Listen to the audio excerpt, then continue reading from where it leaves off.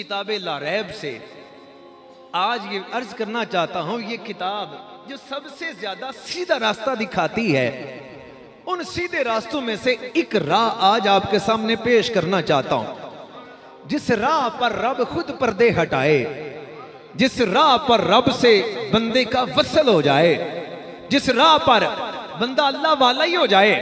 इधर बंदा खुद इरादा करे, उधर अल्लाह करम के अंबार लगा देता है।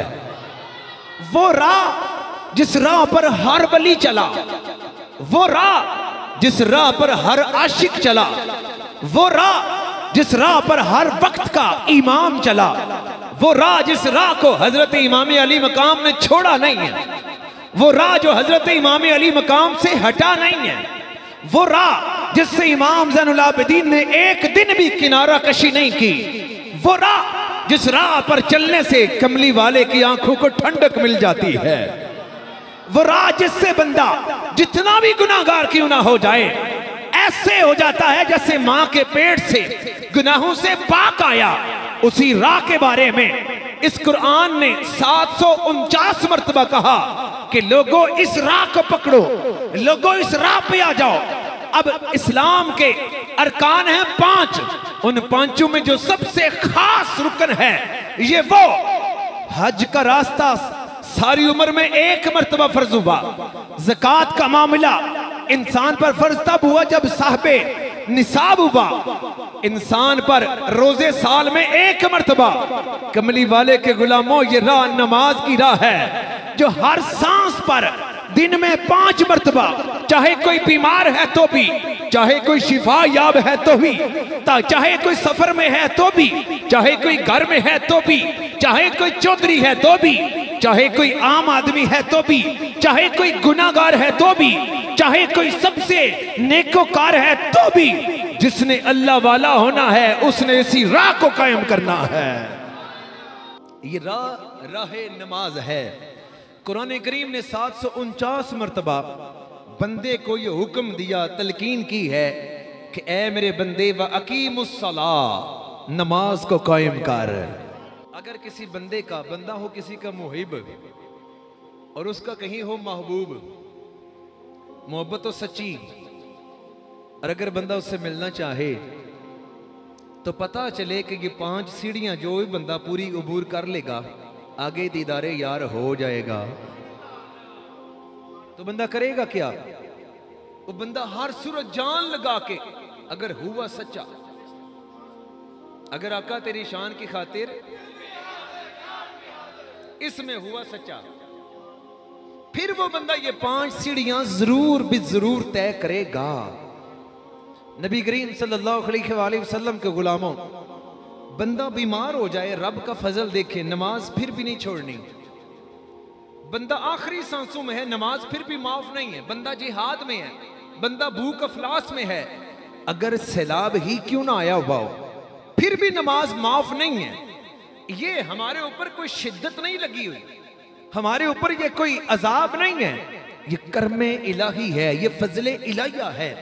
ये तोहफा किसको मिला? नमाज की इब्तिदा कैसे हुई? यार अपने यार से मुलाकात के लिए गया, एक यार अपने दूसरे यार की बारगाह में अपनी तरफ से इज्जत पेश कर रहा है।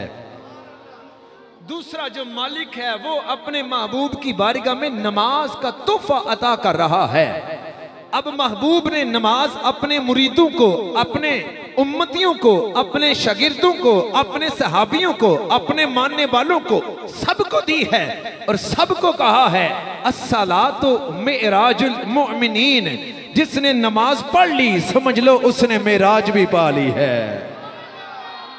उसी मेराज का लुत्फ पाने के लिए कुरान ने 749 मरतबा दिले मोमिन पर दस्तक देकर कहा है नमाज को कायम कर।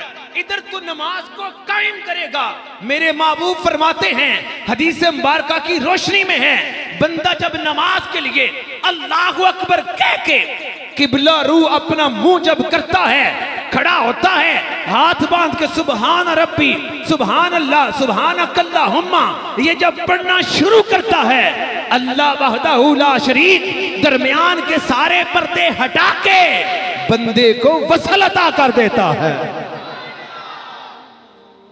नबी करीम सल्लल्लाहु अलैहि वसल्लम के गुलामों, नबी पाक सल्लल्लाहु अलैहि वसल्लम ने भी अपने उम्मतियों में नमाज का शौक भरा है, नमाज का शौक अता किया है। आका करीम सल्लल्लाहु अलैहि वसल्लम की हदीस मुबारक समाअत कीजिए। आका फरमाते हैं कि एक मर्तबा जन्नत की नहर में हजरत जिब्रील अमीन ने गुस्ल किया। जब जन्नत की नहर का पाक पानी हो, गुस्ल करने वाला नूरियों का सरदार हो, रब करम किया, जिब्राइल का उस दिन अपनी तरफ ध्यान करवा दिया। जब जिब्राइल जन्नत की नहर से गुस्ल करके निकले, अपनी तरफ तवज्जो हुई, अल्लाह के फजल और अल्लाह की अता से अपनी तरफ तवज्जो करने में कामयाब हुए। अपने आप को बड़ा हसीन पाया। जब अपने आप को बड़ा ही हसीन पाया, अल्लाह की बारगाह में अर्ज किया, या रब, कोई मेरे जितना और भी सोना है? रब ताला ने फरमाया कि ए जिब्राइल, नूरियों में तेरे जितना खूबसूरत किसी को नहीं बनाया है। जिब्राइल अमीन ने उस पर एक सजदा किया, अल्लाह की बारगाह में शुक्र बजा जाए, और 20,000 साल अल्लाह की बारगाह में सजदा किए रखा। जब 20,000 साल का सजदा जिब्राइल अमीन ने किया, अपना सर उठाया, तो जो लुत्फो करम अता हुए, उसी लुत्फो करम का इतना सुरूर आया कि दोबारा सजदे में चले गए। जब फिर सजदा किया, 20,000 साल का फिर सजदा किया, 40,000 साल का लंबा सजदा हो गया। अब अल्लाह की बारगाह में फिर अर्ज गुना हुए, या रब्बल आलमीन, नूरियों में मेरे जैसा सोहना तूने पैदा नहीं किया।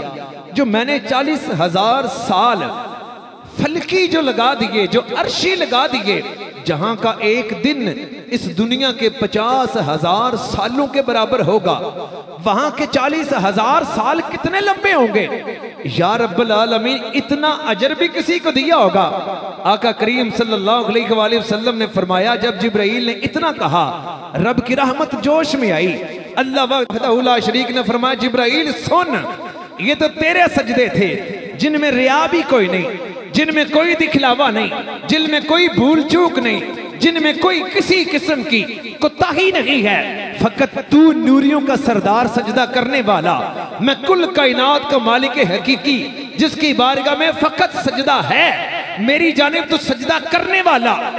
लेकिन सुन, अगर मेरे महबूब अलैहिस्सलाम का एक गुनाहगार उम्मती अगर वुजू करके 2 नफल के लिए खड़ा हो जाए, जिसमें भूल चूक भी हो सकती है, जिसमें रिया का उन्सर भी पाया जा सकता है, जिसमें तरह तरह के ऐब पाए जा सकते हैं, खड़ा होना उसका काम है, करम करना मेरा काम है।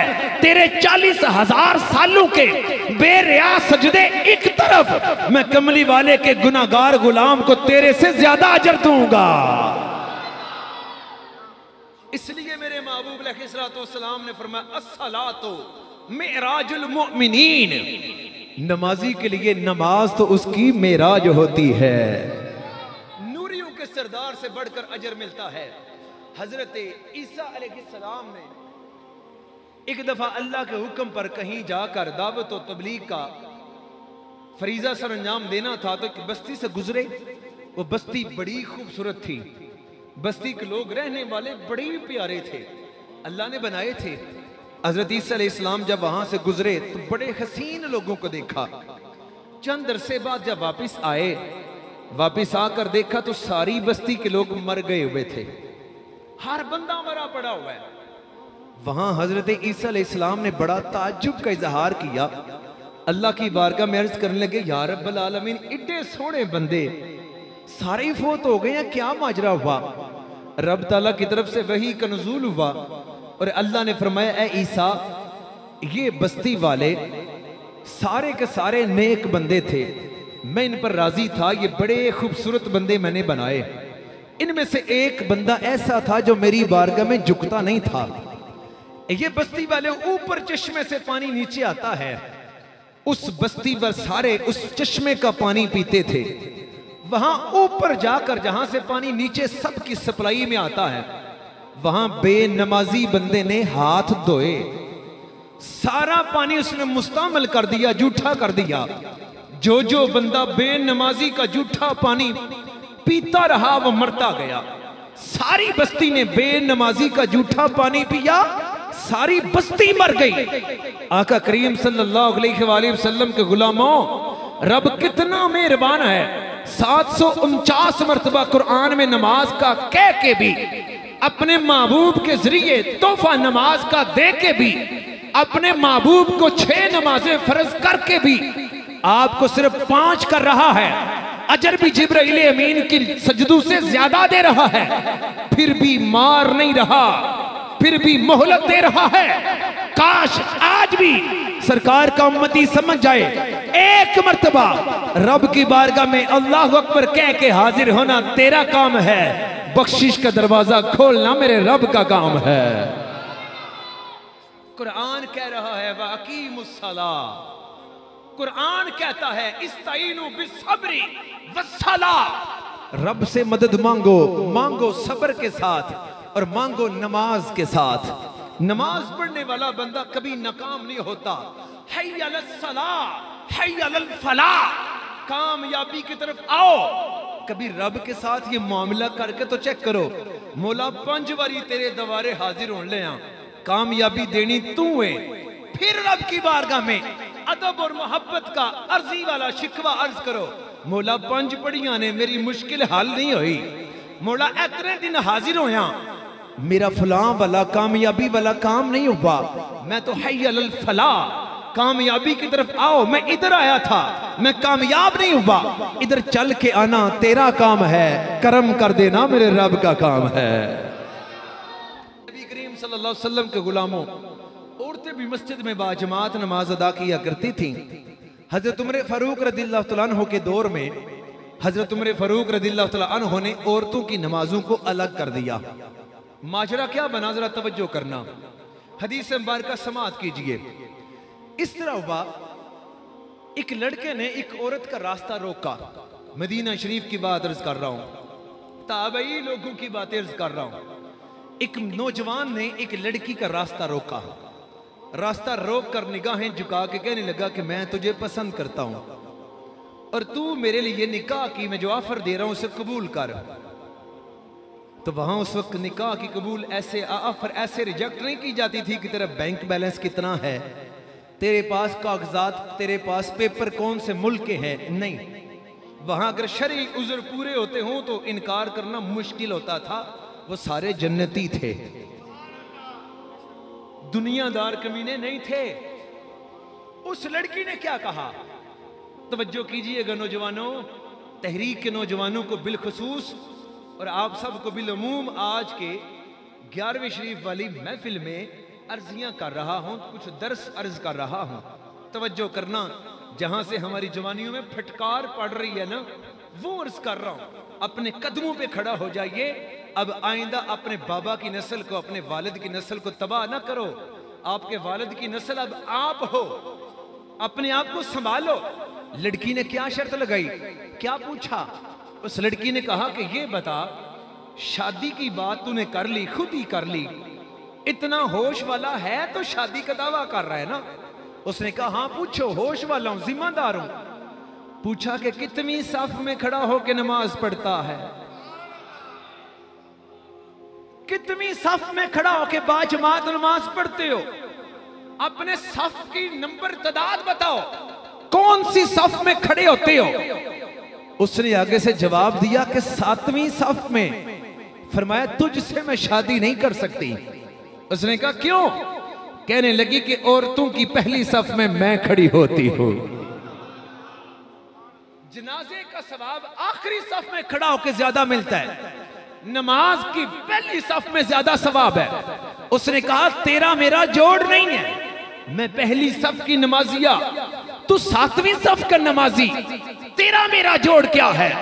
आज का मुसलमान, आज की लड़की, आज का लड़का लूडो को अपना स्टेटस बनाता है कि तू भी लूडो ऑनलाइन खेलता है कि नहीं। आज का नौजवान पबजी को अपना स्टेटस बना के अपनी नस्ल पे इतराता है। आज का नौजवान, लड़की बैंक मैनेजर हो, सूदी कारोबार करती हो, उस पर इतरा के अपना खानदान पेश करती है। बंदा मोमिन तो ऐसा नहीं करता, कमली वाले का गुलाम तो ऐसा नहीं किया करता था। कमली वाले के गुलामा बोली, कमली वाले के गुलाम भी बोला। उसने कहा तो फिर मैं भी पहले सफ में आ जाऊं? उसने कहा हाँ, 40 दिन उमर फारूक के पीछे नमाज पढ़, 41वें दिन अगर नागा ना हुआ इधर ही मुलाकात होगी, मैं तेरी बीवी बनने के लिए तैयार हो जाऊंगी। शर्त क्या लगाई? उमर फारूक के पीछे पहली सफ में नमाज पढ़। ये है ताबई। इश्क दा सफर बहुत सौखा पर आशिक वास्ते, समझ आई? अब क्या हुआ? 40 दिन गुजरे, लड़का 40वां दिन जू ही आया। उधर लड़की वादे के मुताबिक अपनी जगह पर उस गली में पहुंची, लड़का भी उधर से गुजरा। लड़के की निगाहें झुकी हैं, सर भी झुका हुआ है, ज़बान पे दुरूदो सलाम के नगमे जारी हैं। अब लड़की ने रास्ता रोका, उसने कहा सरकार के दीवाने रुक जा, वादा किया हुआ है, वादे की पासदारी में खड़ी हूं, बता तेरा हाल क्या है? उसने कहा बहन कौन हो? नहीं बोले, नहीं समझे आप लोग। पहले निकाह के संदेश से अब लफ्ज़ बहन कौन हो? उसने कहा ए आशिक, मैं वही हूं जिसने तुझे पहली सफ में खड़ा किया। उसने कहा रे चुप कर, कौन पहली माशूका, कौन सी शादी? लड़की कहने लगी हुआ क्या? उसने कहा जो उमर के पीछे पहली सफ में नमाज पढ़ ले, सिर्फ दीवाना रसूल बन के रहता है। कौन सी लड़की, कौन सा इश्क, कौन सी शादी? नमाज तो ये है जो बंदा लड़की के पीछे चलने वाला हो, अगर वो इससे छुटकारा पाके हकीकी मर्दे कलंदर बनना चाहता हो, इमाम के पीछे आके पहली सफ में 40 दिन नमाज पढ़ ले, अल्लाह उसे आशिक रसूल बना देता है। पर सुनियो गल बन डाली, इंज नहीं, हर इमाम दे पीछे नहीं, हर इमाम दे पीछे नहीं, इंज नहीं जे खताई दे पीछे नमाज पढ़िया कोई गारंटी नहीं जे। तुसी भी तवज्जो करियो, अपने इमाम को पूछो, ओ खताई जड़ा सैयदा पाक बारे बकवास करदा है, तू उहदे नजरिए नु ठीक समझना कि नहीं? अब बाबेओ तवज्जो करो, ना पिछली उम्रे रोडो। सरकार की बेटी पाक बारे बकवास करना बंदा टोडा मेरा इमाम नहीं हो सकता। तवज्जो, इमाम से 2 टोक पूछो। खताई डॉक्टर के बारे में जो उसका नजरिया है सैयदा पाक के बारे में, तेरा भी वही है। बड़ी अल लम्मी पाएदा, उसने ये कहा, मैंने ये कहा, उसने ये कहा, मैंने ये कहा। आहना ना ना ना, तुसी आलिम नहीं हो, तोड़े सामने उन्हें अल लम्मी पा जानी जे। इतना ही सिर्फ पूछो। ये मोहल्ला शाह तकिया में ऐसे हुआ है, भाग गया बेचारा, कहता था आपके नौजवान हमारे पीछे नमाज नहीं पढ़ते। हमने कहा कि सैयदा पाक के बारे में तेरा अकीदा वही है जो उस डंगर खताई का है। और सोनियो किसी की बेटी दे विच ऐब होवेगी ते उन्होंने स्पीकर उत्ते बयान करिए ते चिट्टी दाढ़ी वाले बाबे जा गैरतमंद बाबा होवे ते बाबा कहंदा नहीं ओ नहीं, ईमानदार बंदा ते होंदा जेड़ा ऐब छुपाए। ते सैयदा पाक विच ऐब है ही कोनी। वो जे इमाम रखो दे ते फिर सोनिया नमाज़ां वालियां शर्तां कोनी, फिर लुडो ते सारे काम चलने जे। ये थोड़ी वंड पाओ, ये रब दा घर है, बरादरियां दा डेरा ना बनाओ। नौजवान नमाज पढ़ना आंदे ने, कोई इमाम तो सुच्चा दियो ना, इंज ते करो ना। और राशिद मिनाज शहीद हो गया और ड्राइवर दूजा आया। ड्राइवर इंडियन हा जहाज नूं चलाने वाला, Rashid Minaj junior pilot, senior pilot हा इंडिया वाला। ओ जहाज नूं इंडिया वाल खड़े, ए सच्चा आशिक पाकिस्तान दा राशिद मिनास, इन्हें स्टीयरिंग पाकिस्तान वाल दबाया, उन्हें इंडिया वाल दबाया। और सोनियो ओ मुड़े शहीद हो जाते जे ड्राइवर इंडिया दा होवे ते।